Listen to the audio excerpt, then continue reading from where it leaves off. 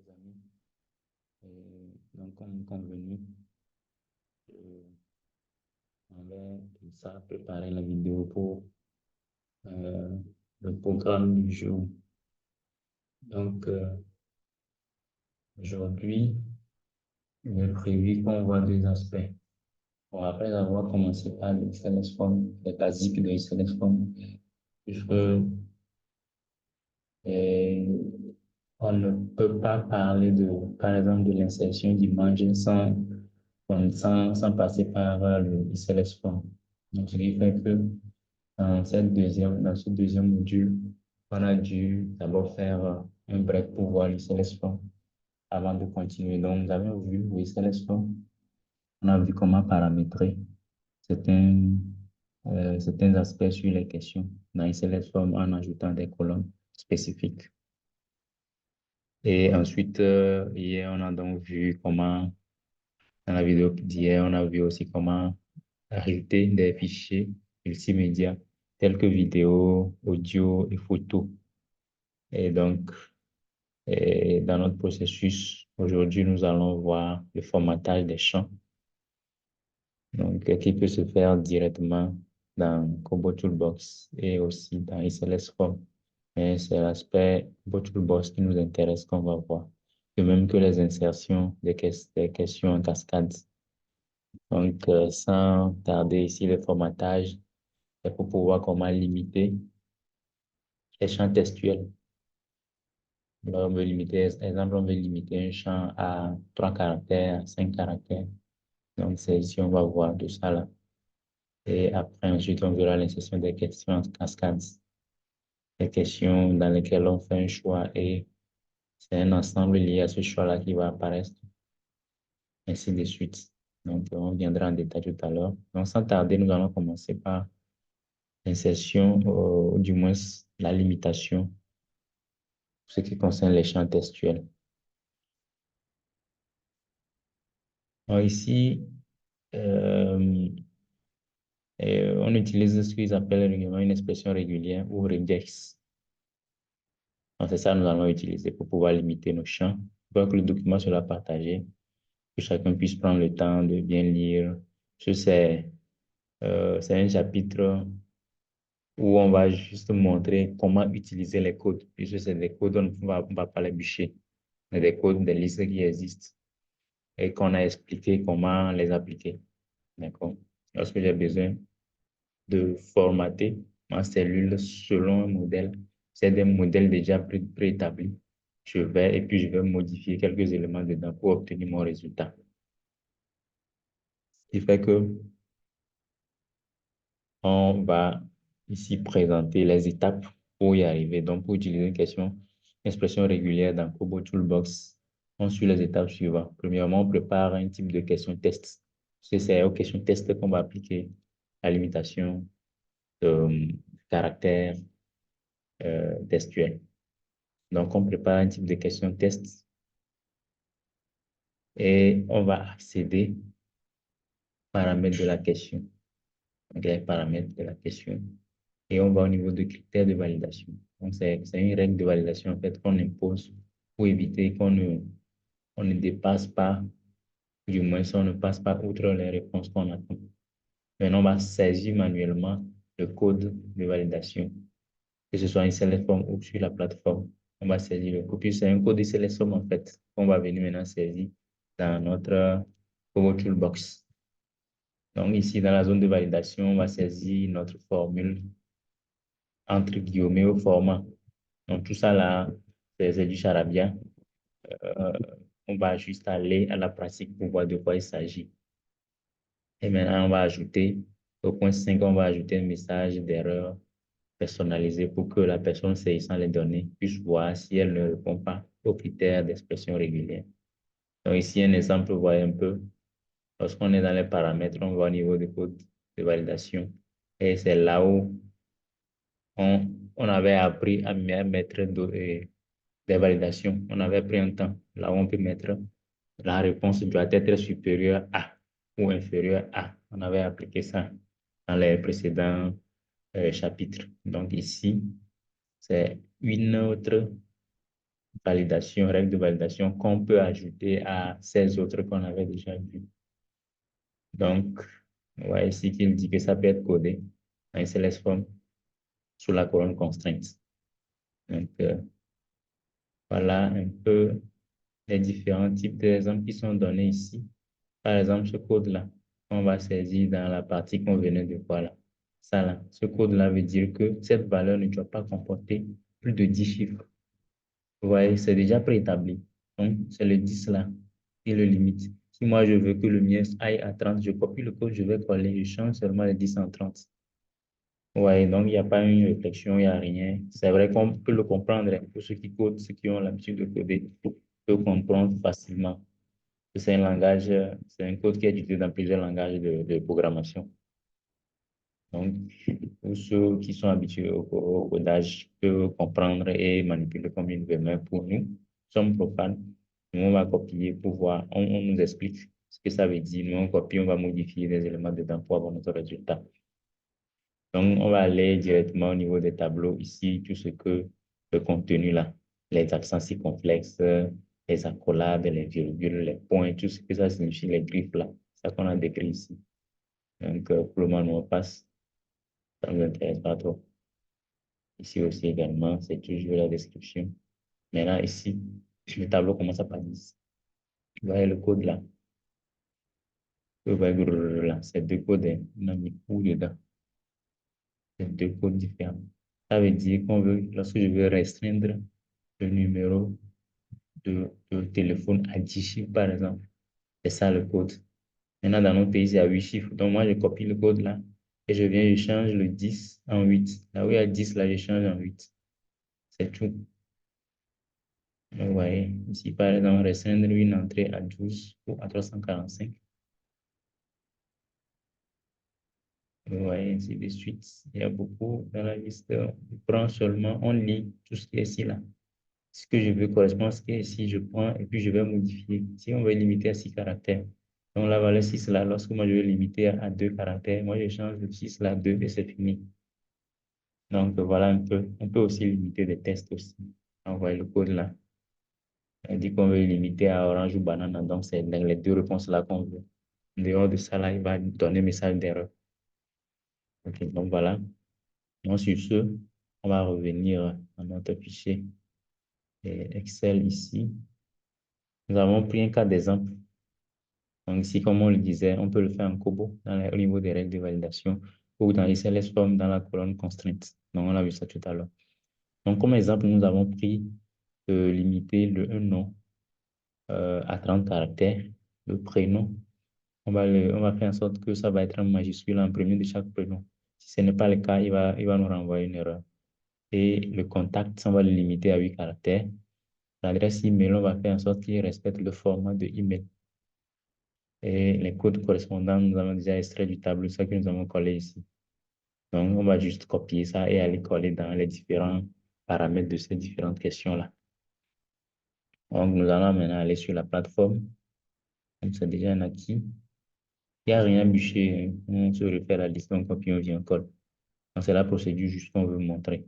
Donc, ici, nous avons, euh, je vais essayer de réduire d'abord, je vais fermer, pour qu'on puisse d'abord voir les questions. C'est ça. Donc, nous avons donc les questions que nous avons vues de l'autre côté. Il y a une question liée au domaine d'activité qui n'était pas là. Bon, c'est pas grave. On l'a ajouté ici. Donc, tous ceux qui peut-être se sont inscrits au cours de cette session-là, à travers le code, le lien qu'on avait envoyé, peuvent reconnaître cela. Nous avons extrait de notre formulaire d'enregistrement que nous avions demandé à ce que chacun renseigne avant qu'on ne commence ce cours. Donc, voilà un peu, on va revenir sur ce formulaire-là complet. Et en attendant, on va attaquer notre aspect du jour. Donc, au niveau du nom, on s'est dit qu'on va le limiter à combien? On va retourner ici. On a dit que ça doit comporter des caractères jusqu'à 30. Et ça doit être majuscule. On voit dans notre code, on a mis grand A, grand Z. Donc, ça doit être des lettres majuscules. On copie le code là. On va venir dans paramètres. On va au niveau de critères de validation ici et on colle le code ici. Vous voyez? Donc, le code là, regex, tant, tant, tant, tant, tant, tant. Les espaces là sont respectés, c'est important. On copie, on colle seulement. A à Z, ça veut dire que mon truc ne va prendre que des caractères majuscules et je peux aller jusqu'à 30 caractères pour un nom. Maintenant, je mets un message d'erreur, format incorrect, suivez l'instruction. Donc, on a dans l'instruction ici, facultative, tout en majuscule. Donc, si l'intéressé est en train de le faire en minuscule, on lui dit de suivre l'instruction, on va revenir ici, il suit l'instruction et puis ça passe. On va prendre le deuxième prénom. Là aussi, qu'est-ce qu'on veut? On veut que les débuts de chaque prénom soient en majuscule. Donc, on va dans critères de validation. C'est prénom que je veux. Je vais dans critères de validation. Et voilà le code qui est là. On a copié, on a collé. C'est ça, le deuxième code là. Ça qu'on a copié, on a collé. Donc, ça fait regex, tant, tant, tant, tant, A à Z. Avec le premier, donc le un là, entre les accolades veut dire qu'avec le premier seulement, qui doit être de A à Z. Et maintenant, les autres de minuscules, minuscules A à Z, ils peuvent accepter pour le premier seulement. Et les points d'interrogation, plus le dollar, tout ça là. On n'a rien à cirer, à chercher à comprendre quoi que ce soit. Nous, on copie, on colle. Les ingénieurs ont déjà fait le travail pour nous. Donc, c'est ce que ça veut dire. Le code là veut dire que première lettre en majuscule en début de chaque prénom. On va au suivant.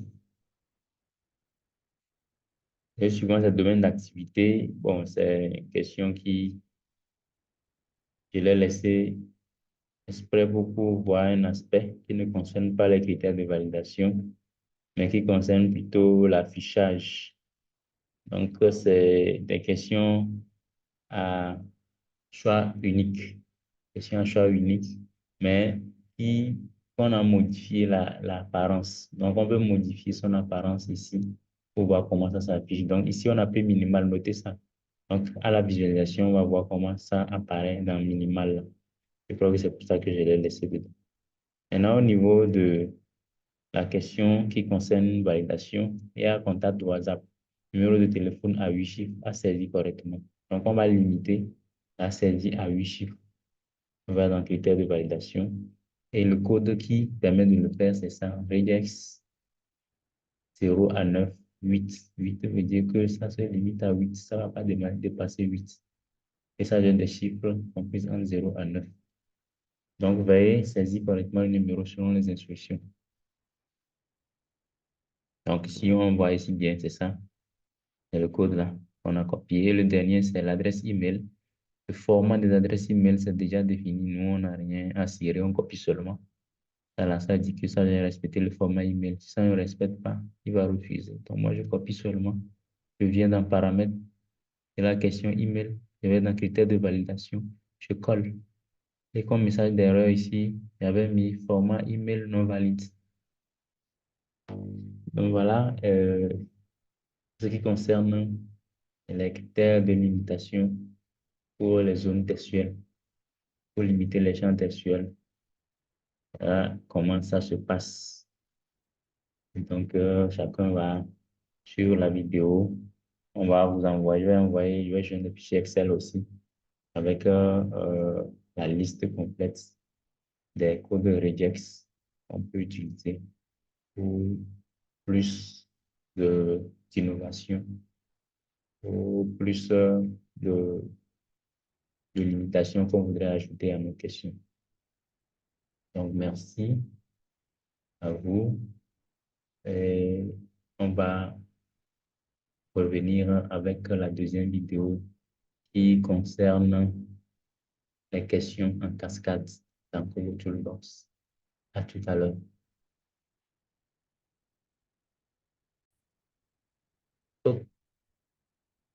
Ok, je crois qu'on s'est dit tout à l'heure un peu plus tôt. Nous allons visualiser notre formulaire pour voir les résultats. Ok, on va la visualiser.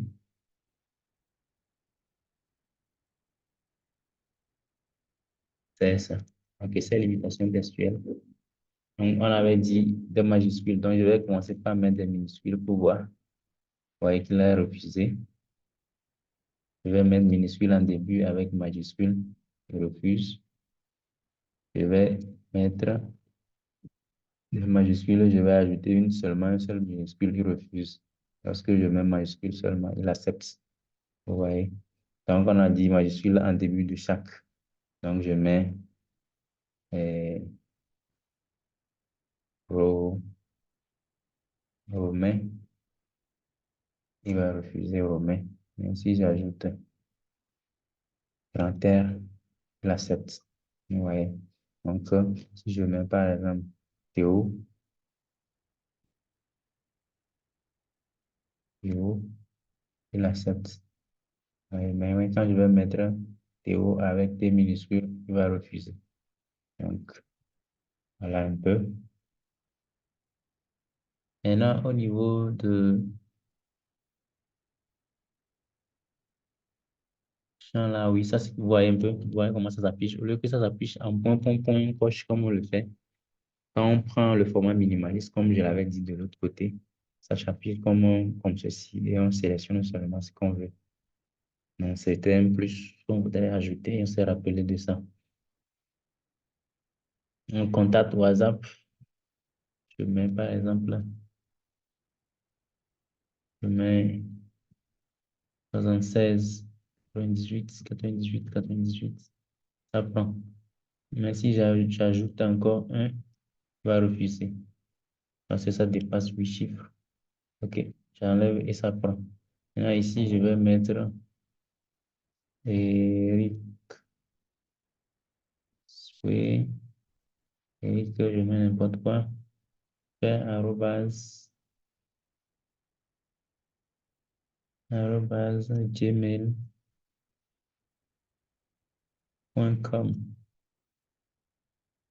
Ça a pris. Mais si je ne respecte pas le format, par exemple, je mets ici, je mets pas arrobase, mais je vais aller mettre un truc bizarre. Il va refuser. Format email non valide. Ouais, un peu. Ou bien j'ai mis l'arrobase, mais peut-être au niveau du com, au lieu d'aller taper point, juste aller taper virgule, il va refuser. Donc, lorsque je vais mettre point, il va accepter. Donc, voilà un peu pour permettre de pouvoir saisir correctement les informations. On est amené à utiliser cette fonctionnalité qu'on vient de voir. Là, merci. Maintenant, on peut vraiment se dire à tout à l'heure.